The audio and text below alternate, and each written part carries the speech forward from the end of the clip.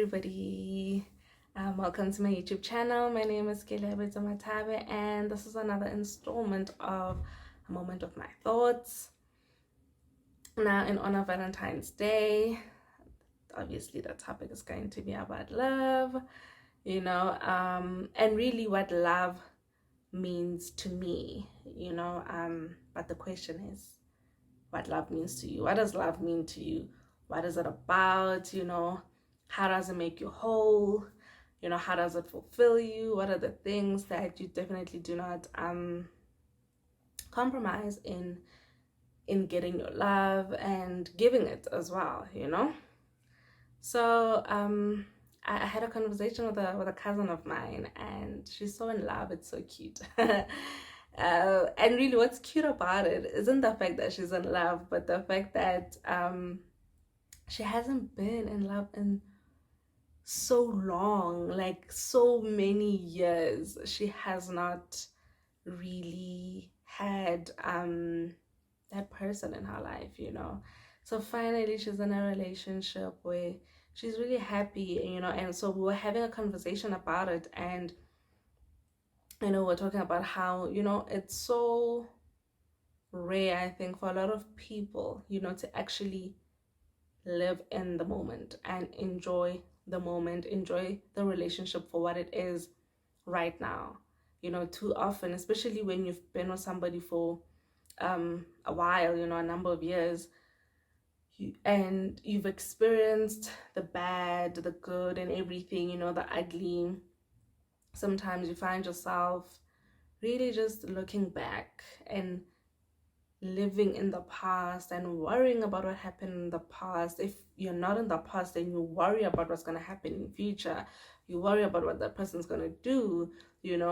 We never just live and see who and what the person is right now, what they're bringing into the relationship. Are they about positive vibes? Are they weird and negative and abusive? It's never about the now. So I was like, it's so refreshing to see somebody being in a relationship and really just focused on what's happening right now, enjoying the good that is right now. So I was like, oh no, man, I think I want to talk about this. And while talking about love, just kind of stress on the importance of not depriving ourselves of the moment. It's almost like how society is right now.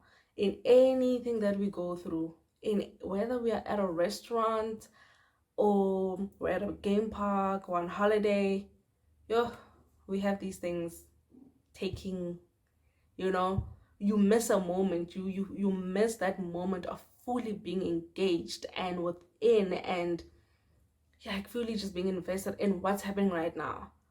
Like, we fail to experience things for what they really are. Like, we experience things through the camera lens, because here is Beyonce in front of you, but instead of taking that moment in of, oh my goodness, I'm at a Beyonce concert, here she is right in front of me, you want to see Beyonce through your lens, and she's right here. And how often do you see Beyonce on your lens? Every day, possibly, for some people. So it's like, I think like we need to do things differently, especially when it comes to love, especially when it comes, and not just romantic relationships, just all the relationships that we're in general. I think our love language, essentially, we should change how we give love to other people, because it's so easy to say, this is how I want to receive love, but so often we don't really take the time to say, this is how I want to give it. And I'm a firm believer in in the way that we give love. I feel that you have to love a person in their love language. So often, when we in our friendships, our relationships, family, whatever, family dynamics, we think, oh, because this is how I love, then everybody must accept it. And yeah, it doesn't work like that. It really doesn't work like that. Because we're different human beings. We therefore receive love differently, you know. For example, a child's love, most kids love languages is really just getting attention from the people that they love, you know. They really want the attention. I know for a fact my son's love language is definitely attention. It's really one of the top. He wants that quality time, you know. He wants you to play with him. He wants bedtime stories at night. He just loves quality time, you know. Even if sometimes I'm busy with something and he's busy with his own things as well, but as long as we're in the same room and he can just talk to me whenever he feels like he wants to comment on something or show me something, you know. And he wants me to react to whatever he's showing me, whether it's a drawing, whether it's something, a cartoon. He wants you to really like react and respond, you know. So I've learned that that's what I have to give to him. And if I can't give him that at that moment, like I will say, you know what, Nana, can I just have a moment to just do something, you know, because he can go on and on, you know. But with grown-up relationships, that it's so easy for us to forget that people want to be loved in the way that they know how to receive it. You can't want to be spending, you can't want quality time with somebody, or you can't want to give somebody quality time and thinking that you're doing it for them, when actually that's not even a love language for them. It doesn't matter for them, you know. They'd rather receive gifts, but all you do is want to spend quality time. But you know, so that person essentially is not going to feel like you love them, you know. It's going to be like, yeah, I mean, I hear you. I hear you, but do they feel like that's what you feel for them? Probably not, you know, because you're not delivering in the way that they understand, you know. So I feel like in any love language that a person chooses, you know, all of them, I feel, really do require being present, you know. Because in order to be able to give a person gifts, for example, you need to know what they like. And in order for you to know what they like, you have to pay attention to them, you know. And you can't pay attention when you are back in the past and all you're doing is being angry about everything that happened in the past. You're still crucifying somebody for something that they did in the past, you know. It doesn't work. It doesn't work. And I think I also learned that quite the hard way, you know. I've mentioned in one of my previous installments that I'm a person with anxiety. And when you know and understand anxiety, people with anxiety, you hardly live in the present.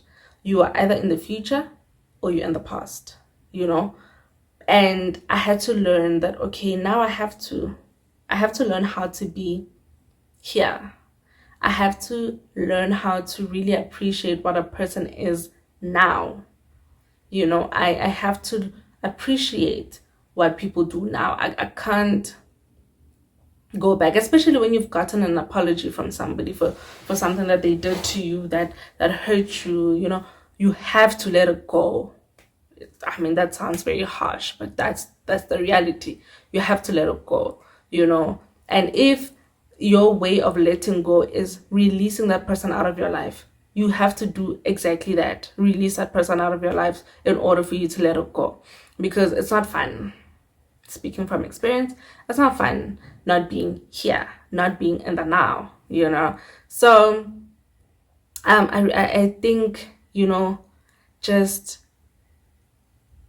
whatever love means to you, be it self-love, be it the romantic love, be it family, friendships, whatever, you know, be present.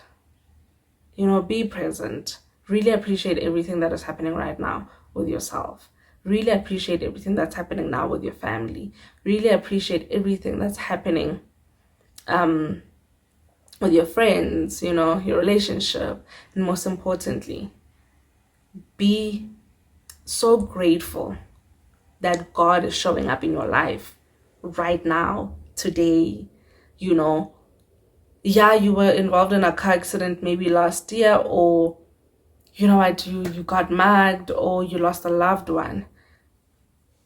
Be in the present now and say, thank you, Lord, that I am still here, irrespective of the challenges that I've been through in the past year, in the past 10 years, in the past 2 decades, whatever. Be present. Don't deprive yourself of that. I've mentioned this before. Life is short, but in the same breath, life is long, and regardless of whether it is short or long for you, please do not deprive yourself of being a great person to yourself, first and foremost.